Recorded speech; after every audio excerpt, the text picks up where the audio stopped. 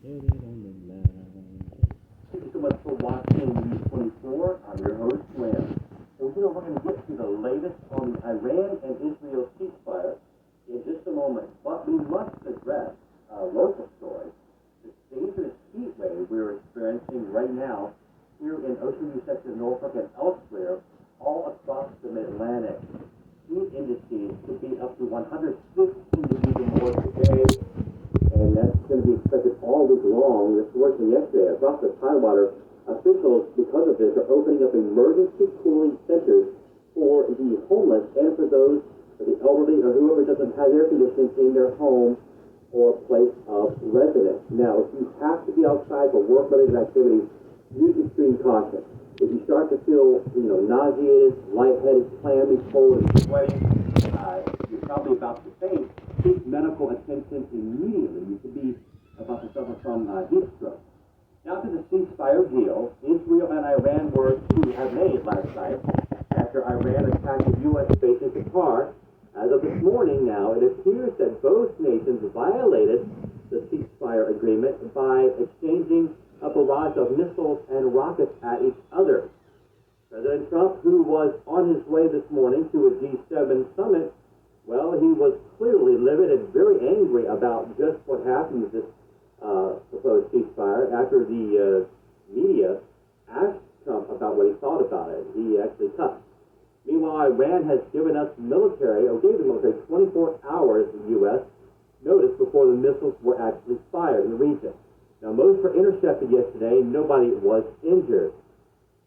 Now, this news we have is rather disturbing, but it's true.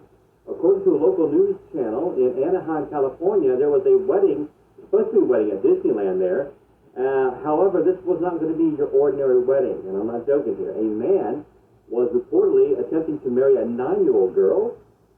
What's more than that, 100 guests were invited, and they were in attendance for this so-called wedding that maybe didn't happen, but those were just all actors. Now, it's hard to imagine, any good parent, of course, at this time, that would be fine with their child marrying an adult male.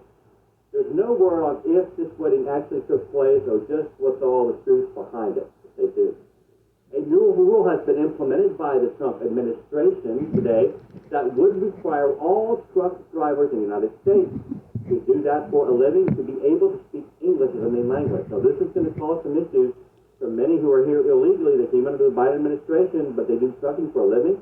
They don't know enough English. Well, guess what? As a result, they could be in for a big surprise with a termination letter or whatnot. So to put it in perspective, many could be without a job because they're not able to speak English fluently here in the United States. All right, now news out of Atlanta we're following today. According to the Associated Press this morning, 4 juveniles have been charged with hate crimes and obstruction of justice after allegedly ripping up LGBTQ flags and other props that are at intersections in downtown, midtown Atlanta, Georgia, where there is a youth center where those who struggle with harassment for being homosexual and gay can go and seek a safe haven. So that's the news thing that we're following right now. And that's all the rest of the news. We're caught up for now. We are. We'll see you back here tomorrow.